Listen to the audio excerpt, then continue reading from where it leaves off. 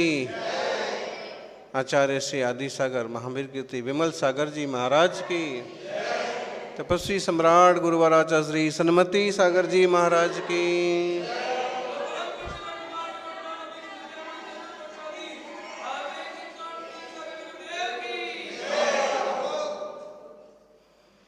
जिंदगी समझ में आए तो अकेले में मेला, और ना समझ में आए तो मेले में भी अकेला। जिंदगी समझ में आए तो झमेले में भी अकेला, और ना समझ में आए तो अकेले में भी झमेला। जिंदगी समझने का मार्ग जिनवाणी बताती है। गृहस्थ का जीवन कैसा होना चाहिए ये श्रावकाचार सिखाता है। साधु का जीवन कैसा होना चाहिए ये मूलाचार सिखाता है। अध्यात्ममय जीवन कैसे होना चाहिए जिसके लिए 40 इसमें विनय आदि गुण है कि नहीं। दर्शन विनय, ज्ञान विनय, चारित्र विनय, तप विनय, गुरुजनों का विनय, विनम्रता है कि नहीं। कोई अकड़ू हो उसके जीवन में धर्म नहीं आ सकता है, तो विनम्र भी होना चाहिए। फिर समाधि, समाधि का मतलब यहाँ पर समता भाव। इसकी समता कितनी अच्छी है। ये बात बात में गुस्सा तो नहीं होता है, बात बात में उलझता तो नहीं है। कुछ लोग ऐसे होते हैं कि उनकी शुरुआत ही गाली गलौज से होती है। कुछ लोग होते हैं कि वो उलझने में ही मजा समझते। सबको क्षमा करो, सबसे क्षमा प्रतिलेख। प्रतिलेख माने विचार कर लेना, प्रतिलेखन कर लेना कि यहाँ समाधि अच्छे से होगी कि नहीं, यहाँ संग शांति से रह पाएगा कि नहीं, कोई विरोध में खड़ा तो नहीं हो जाएगा, कोई देश काल परिस्थिति तो नहीं बदल जाएंगी, कोई आक्रमण वगैरह तो नहीं हो जाएगा। ये सब विचार करके फिर, ताकि परिणाम शांत बने रहें। प्रक्षा, जब ऐसा कोई छपक आता है तो संघ के आचार्य पूछते हैं कि इन्हें संथारा दें कि नहीं, इन्हें संलेखना के लिए संघ में शामिल करें कि नहीं।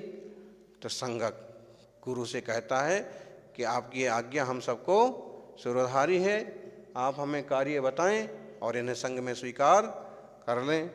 ये प्रक्षा एक संग्रह। जब संथारा संलेखना चल रहा हो तो एक को ही दिया जाता है, 10 जने मरने को तैयार नहीं होते हैं। क्यों? उसमें कौन किसकी वाह्यावृत्ति करेगा, कौन किसको उपदेश देगा।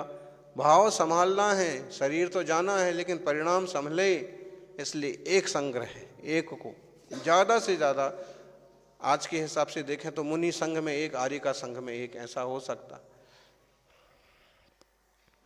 फिर आलोचना, जो जो दोष लगे हैं अपने उन सबों की आलोचना करना। हे भगवान, मन खोल के बताना पड़ता है, नहीं तो क्लेश शल्य रखी रहती है। मैंने ऐसा किया था, मैंने ऐसा। आपको तो क्या बताएं, संकल्प सागर जी ने लंबी समाधि साधी, लगभग 1.25 वर्ष तक केवल पानी या दूध, वो भी एक दिन बाद, इस टाइप से उनने अच्छी समाधि साधी। इसमें एक दिन बीच में वो हमारे पास अलग से अकेले आए, कोई नहीं था, दरवाज़ा खुला रहता है कई बार, तो आ गए। फिर उनने बताई, कुछ ऐसी बातें बताई, तो बोले कि आप माफ़ नहीं कर सकते हो और आप मुझे मतलब क्षमा कर देना। ये वो गृहस्थी में ऐसा भी हो गया, गृहस्थी में ऐसा भी किया था, ट्रक ड्राइवर था तो ऐसा भी हो गया, वैसा भी हो गया, कई सारी चीज़ें बताई। फिर बोले प्रायश्चित दो, तो शायद हमने उनको 251 माला ऐसा कुछ प्रायश्चित दिया है। बोले तो बहुत छोटा है, कुछ बढ़ा दो। तो हमने कहा कि उपवास तो आप कर ही रहे हैं, भोजन के आपके त्याग हैं, दूध पानी ले रहे थे जब पानी या कुछ भी, तो अब आप क्या करेंगे, और संलेखना की तरफ आप बढ़ रहे हैं, इसलिए अब इसके ऊपर और ज़्यादा प्रायश्चित का विकल्प मत करो। आपने आलोचना कर ली, यही सबसे बड़ी बात है। तो बोली मैं आज हल्का हो गया, ऐसा ऐसा ऐसा ऐसा ढेर सारी चीज़ें रहती हैं, किसी को नहीं बता सकते। वो क्लेश करती हैं, चुभती हैं। चुभती उसको है जिसमें भीतर में सरलता हो, विशुद्धि हो। कठोर आदमी को तो कुछ भी नहीं लगता, कुछ भी करता है, लेकिन भुगतना तो पड़ता है। तो ऐसे होना चाहिए, आलोचना कर लेना चाहिए। और गुण दोष, अपने गुण दोष बता दो, गुरु के गुण समझ लो, फिर सैया उनके लिए जो स्थान दिया जाएगा वो उनकी सैया, संस्तर लकड़ी का, घास का, चटाई का संस्तर हो जाएगा। बिस्तर नहीं लेते मुनिराज, कपड़े नहीं होते हैं, सोने के लिए भी नहीं, बैठने के लिए भी नहीं, कभी भी नहीं। फिर निर्यापक, जो सहायक मुनिराज हैं उनको नियुक्त करेंगे कि आप 4 जने इनके वैयावृत्ति का ध्यान रखें, आप 4 जने इनके विश्राम का ध्यान रखें, आप 4 जने इनके नमोकार सुनाने का, संबोधन का ध्यान रखें। सबको जिम्मेदारी सौंप देते हैं, या कम से कम 2 जनों को जिम्मेदारी जरूर सौंप देते हैं। तो ये हो गया निर्यापक मुनि। और प्रकाशन, आराधक के सामने आहार का प्रकाशन करना, जबरदस्ती नहीं छुड़ा देते कि चलो अब त्याग तुम्हारा, सब बंद करो खाना, नहीं, वो खुद कहते हैं कि मेरे उपास है, मुझे आहार का त्याग है, मुझे इन वस्तु का त्याग है, मुझे अन्न का त्याग है। तब भी उनके सामने सारा आहार दिखा दिया जाता है कि ये वस्तुएं हैं, आपको इसमें क्या लेना है। तो अगर आपको केवल दूध पानी, छाछ पानी, दाल रोटी क्या लेना है वो आप इसमें से ले लो, बाकी आप छोड़ो, अब इसके बाद नहीं मांगना। तो उन अपने संतोष से वो अपनी सब वस्तुओं का त्याग करते, इसको प्रकाशन बोलते हैं।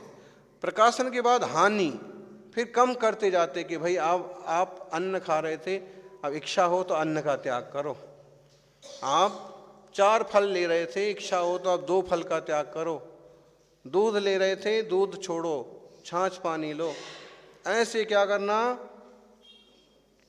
हाँ, और फिर उसके बाद प्रत्यक्षान, 3 प्रकार की अन्न का त्याग कराना, स्वाद्य, खाद्य, लेय, चाटने जैसी रबड़ी वगैरह के भी त्याग हो गया, आइसक्रीम जैसी चीज़ों का भी, केवल बचा पानी, केवल पानक बचा। तो 3 प्रकार का जो त्याग हो गया उसको प्रत्यक्षान बोलते हैं। अब पानक बचा, फिर छामणा, फिर वो क्या करते, आचार्य श्री से क्षमा मांगते हैं, सबको क्षमा करते हैं। फिर छपणा, छामण, छपणा, फिर वह निरंतर ध्यान करते हुए कर्मों की निजरा करते हैं।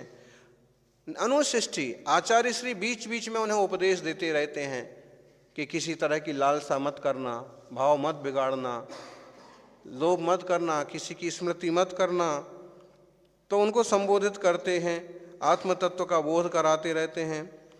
फिर उन्हें कोई दुख हो, पीड़ा हो, बेहोशी वगैरह आ जाए तो उनको संभालते हैं, इसे सारणा बोलते हैं। फिर कवच करते हैं कि ऐसी पीड़ा तो नरक में बहुत बार सहन की, ऐसे अपमान भरे शब्द तो बहुत बार सुने हैं, अब सावधान हो जाओ, इस मानव जीवन में इस तरह के क्लेश आ रहे हैं तो इन्हें जीत लो। तो बहुत बीमारी वगैरह का कष्ट हो तो संबोधन कर करके और उनको त्रियंच पर्याय के दुख कैसे होते हैं, इस समय तो कोई दुख नहीं है। तो ऐसे कवच करते हैं, धर्मोपदेश देश से कवच करना। जैसे युद्ध के मैदान में कवच पहना हो तो बाण नहीं चुभते, तलवार नहीं लगती है, ऐसे ही ऐसा धर्म ध्यान का कवच होता है तो क्लेश होता हुआ भी नहीं होता है, फिर किसलौंच भी हो जाता है, एक अंतराय भी सहन हो जाता है कि भाई हैं। अब यहाँ जैसे कुत्ते के छोटे छोटे बच्चे हैं, कितने बार उनको दूध मिलता है, कितने बार पानी मिलता है। थोड़े धर्मात्मा लोगों के घर हैं तो मिल जाता है थोड़ा बहुत कुछ, बाकी कहीं और होते तो मर जाते अभी तक। तो जब त्रियंच पर्याय में ऐसे दुख हैं तो अभी तो शांति से सहन करो। फिर समता, समझाते हैं जीवन मरण, सुख दुख, शत्रु मित्र, अपना पराया, सब में समान भाव। मुनिराज सब में समता भाव रखते हैं, कोई पराया नहीं होता है। मनीष भाई, कोई गैर नहीं होता है साधु के लिए, सब जीव हैं, सब आत्मा हैं और सब होनहार भगवान हैं। ऐसा तो भले लोग कहें कि जैनों के साधु, लेकिन साधु की दृष्टि में तो सब जीव हैं। अब ये है कि कोई किसी ग्रेड में है, कोई ग्रेड में है, तो तो उपदेश वगैरह सब के लिए अपने भाव से देते हैं।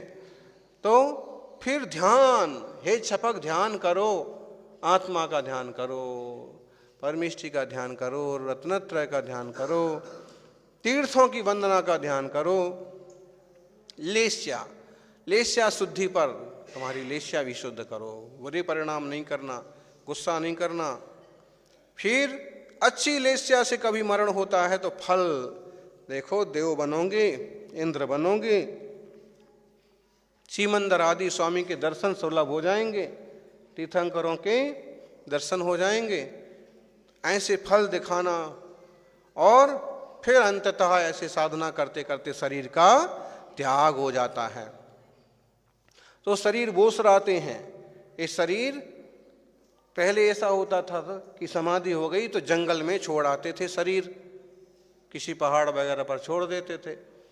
अब बाद में फिर ऐसा होने लगा कि श्रावकों को सौंप देते हैं कि भाई ये मुनिराज का समाधिमण हो गया, अब इनका आप अपने हिसाब से अंतक्रिया करो। तो श्रावक फिर उनका दाह संस्कार वगैरह करते हैं। 40 अधिकार हैं और पूरा 2000 पेज का ग्रंथ है और 2200 से ज़्यादा गाथाएं हैं भगवती इस मरने के लिए। जीने के लिए तो बहुत कुछ है ही है शास्त्रों में, लेकिन ऐसे नहीं मर जाना है कि छोड़ा भोजन और मरे, नहीं, एक सिस्टम है। भोजन नहीं छोड़ना है, उसके पहले विकार छोड़ना है, कसाय छोड़ना है, दुश्मनी छोड़ना है, तब जाके संलेखना समाधि संथारा होता है। ऐसा ही अद्भुत विषय है। अब तो इसको अपन समझें और जीवन में संलेखना समाधि संथारा हो, अच्छी बात है। नहीं तो जब तक अपनी समझ है तब तक कसाय से, विकारों से बचने का पुरुषार्थ करें, जीवन को शुद्ध बनाएं। जय बोलिए 24 तीर्थंकर भगवान की। अथ स्वाध्याय निष्ठापन अपराह्निक स्वाध्याय।